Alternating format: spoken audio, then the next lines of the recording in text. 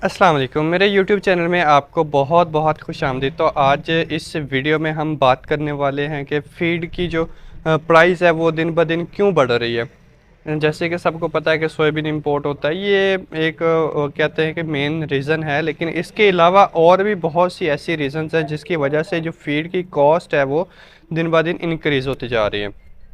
तो सबसे पहले जो फैक्टर इफ़ेक्ट करता है कॉस्ट को, वो है क्वालिटी। कि जितनी आप अच्छी क्वालिटी देना चाहेंगे फार्मर को, उतनी फीड की प्राइस इंक्रीज़ हो जाएगी। जैसे कि अगर हम ऐसे इंग्रेडिएंट इस्तेमाल कर लें जो कि बर्ड्स को अवेलेबल ही नहीं है। अवेलेबल का मतलब ये है कि उसके अंदर प्रोटीन तो है, हम एनालिसिस करवाते हैं, प्रॉक्सिमेट एनालिसिस करवाते हैं जिसके अंदर हमारे पास प्रोटीन बहुत अच्छी आ रही है, मिनरल बहुत अच्छे आ रहे हैं, दूसरी चीज़ें बहुत अच्छी आ रही हैं, फ़ैट बहुत अच्छी आ रही है। तो लेकिन क्या वजह है कि हम वो फ़ीड में इस्तेमाल नहीं कर सकते जो बर्ड को अवेलेबल नहीं है। अगर बर्ड को चीज़ें अवेलेबल होंगी, मतलब जो प्रोटीन उसके अंदर है, जैसे कि अगर हम बात करें, पहले फ़िश मील इस्तेमाल होता था, ठीक है, और उसके अलावा दूसरे ऐसे मील्स हैं जिनकी कुछ ना कुछ लिमिटेशंस हैं, जिसकी वजह से हम उसे फ़ीड में इस्तेमाल नहीं कर सकते, क्योंकि वो बजाय इसके कि जाके बॉडी का पार्ट बने, वो बॉडी का पार्ट बनने की बजाय क्या करता है कि अंदर से जो प्रोटीन होती है उसको भी ख़राब करना शुरू कर देता है। उस तरीके से मसल की डेवलपमेंट नहीं होती, अमाइनो एसिड उतने अच्छे नहीं होते, उतनी अच्छी क्वांटिटी के अंदर नहीं होते जो कि अवेलेबल हों, और अमाइनो एसिड की डाइजेस्टिबिलिटी उसके अंदर हो। तो ये भी एक फैक्टर है कि क्वालिटी जितनी अच्छी करेंगे उतनी ज़्यादा आपकी फ़ीड की प्राइस इंक्रीज़ हो जाएगी।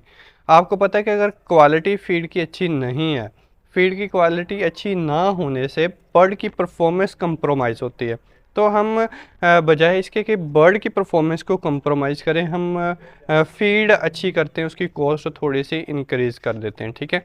और दूसरी मेन वजह जो मैंने शुरू में बताई कि जो सोयाबीन है वो हमें उसके अल्टरनेटिव ढूंढने की ज़रूरत है, क्योंकि बाहर से इंपोर्ट किया जाता है। हमारे पाकिस्तान के अंदर इसकी इतनी ज़्यादा कास्ट नहीं होती, और जो कास्ट होती है उसकी ज़्यादा अवेलेबिलिटी नहीं होती। अवेलेबिलिटी का मतलब ये है कि वो उस कदर इफ़ेक्टिव नहीं होती, या उसकी प्रोडक्शन इतनी ज़्यादा नहीं होती, जिसकी वजह से जो हमें बाहर से इंपोर्ट करनी पड़ती, ब्राज़ील से, यूएसए से, यहाँ से हम इंपोर्ट करते हैं। लास्ट टाइम अगर हम यूँ समझ लें कि अगर अगर हम सोयाबीन को इंपोर्ट ना करें, पिछले दिनों में एक स्कैंडल हुआ था कि जो सोयाबीन था वो रोक लिया गया था, और जो फार्मर्स थे उनके पास फीड बनाने के लिए कोई अल्टरनेटिव सोर्सेज ही मौजूद नहीं थे।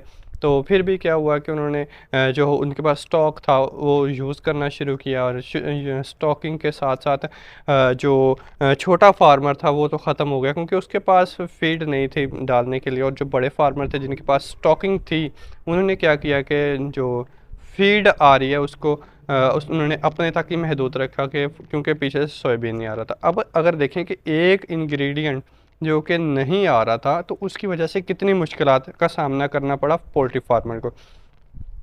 तो ये चंद एक रीज़न्स हैं। पहली क्या है कि अगर हम अच्छी क्वालिटी की फीड बनाएंगे तो हमें प्राइस इंक्रीज़ करनी पड़ेगी, और अच्छे को इंग्रेडिएंट इस्तेमाल करेंगे तो हमें वो अच्छी क्वालिटी को मेंटेन करने के लिए, ए ग्रेड क्वालिटी को मेंटेन करने के लिए, ए ग्रेड चीज़ों प्रोड्यूस करने के लिए हमें कुछ और ज़्यादा एफर्ट्स की ज़रूरत है, जो कि पाकिस्तान के अंदर अगर आप कर लें तो अल्टरनेटिव इसके ढूंढ सकते हैं। दूसरा, सोयाबीन की प्राइस जो कि इंपोर्ट करनी पड़ती है। उसके अलावा सप्लीमेंटेशंस जो करते हैं हम फीड के अंदर, वो बहुत ज़्यादा महंगी हैं, चाहे वो सिंथेटिक अमाइनो एसिड है, मिनरल है, या कुछ ही प्रीमिक्सेस हैं, जो सारे के सारे अगर हम फीड के अंदर वही क्वालिटी की बात कर लें तो उसमें सारी चीज़ें आ जाती हैं। तो अगर हम इन सप्लीमेंटेशन करते हैं, सप्लीमेंट्स को ऐड करते हैं फीड के अंदर, तो हमें जो फीड की कॉस्ट है इंक्रीज़ करना पड़ती है। जैसे कि अब बहुत ज़्यादा इंक्रीज़ हो चुकी है फीड की प्राइस जो और चूज़े के जो रेट है या ब्रॉयलर का जो रेट है वो आपके सामने है, जो अंडे का रेट है वो सामने है। तो जो छोटा फार्मर है वो पिसता जा रहा है। अब देखें कि एक बड़ी ना सोचने वाली बात है कि अगर हम कहते हैं कि फार्मर का कोई हाल नहीं है, फार्मर ख़राब हो रहा, पोल्ट्री इंडस्ट्री गिर रही, अगर इतनी ही गिर रही है तो डे बाय डे 10% जो इंक्रीमेंट है वो कहाँ से आ रहा है? लोग इन्वेस्ट क्यों कर रहे हैं? तो ये एक सोचने वाला सवाल है आपके लिए।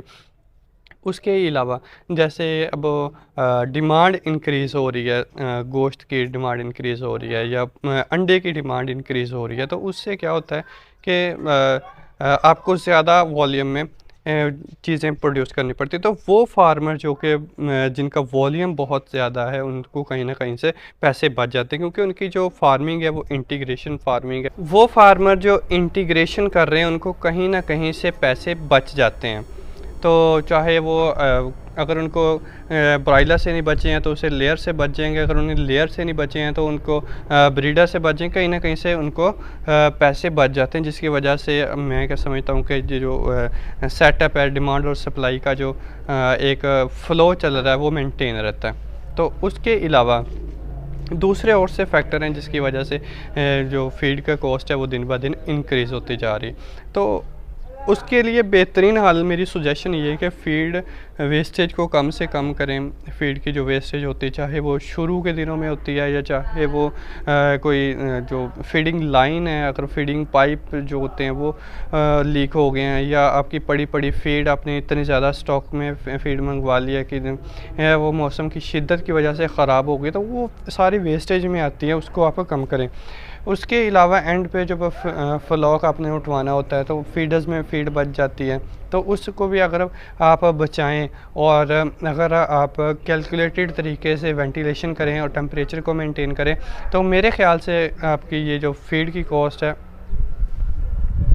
तो मेरे ख़्याल से जो आपकी जो फ़ीड है ये आपकी बच सकती है। यहाँ से आपको पैसे ज़्यादा से ज़्यादा बच सकते हैं, क्योंकि अगर आप वेंटिलेशन प्रॉपर करेंगे और एक फार्मूले के तहत आप टेम्परेचर को मेंटेन करेंगे तो मेरे ख़्याल से आपको ज़्यादा फ़ीड नहीं देनी पड़ेगी, क्योंकि जैसे ही टेम्परेचर कम होता है, ठीक है, तो फ़ीड की जो रिक्वायरमेंट है या डिमांड है बर्ड की वो इंक्रीज़ हो जाती है और आपकी जो प्रॉफिट है वो इंक्रीज़ हो जाता है। ठीक है, तो उससे आपके फीड का जो यूजेज है वो भी इंक्रीज़ हो जाता है, तो उससे जो फीड का जो प्राइस है उससे इससे चीज़ को हम कंपैटिबल करके इस तरीके से आप जो आप कह सकते हैं कि फीड के प्राइस को कंट्रोल कर सकते हैं या मैनेज कर सकते हैं।